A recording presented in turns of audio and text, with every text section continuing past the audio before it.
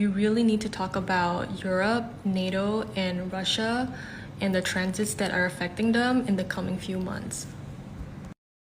I think we've all seen in the news recently that the EU has been ramping up their activities in this region to kind of prepare for threats against Russia and to help out the Middle East as well.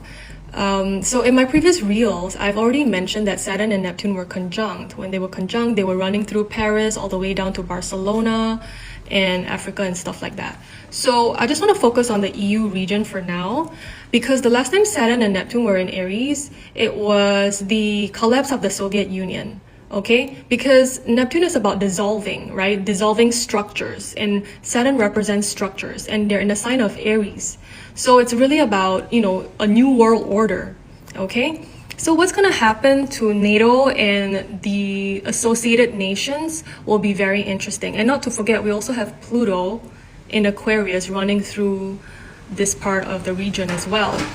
So I expect things are going to intensify the moment Mars enter Aries. Okay, it enters Aries around early April, and it meets up with Neptune. Okay, and it's cutting through France.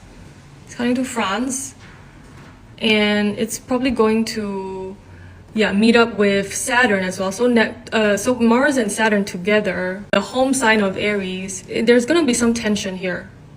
Okay, along Switzerland, Belgium, and more of the eastern side of Europe. And also what's interesting, because Uranus will enter Gemini for good around end of April. Previously, when it was in Gemini, it was the beginning of the Cold War. Okay? So there are a lot of themes and planetary transits that are going through Europe right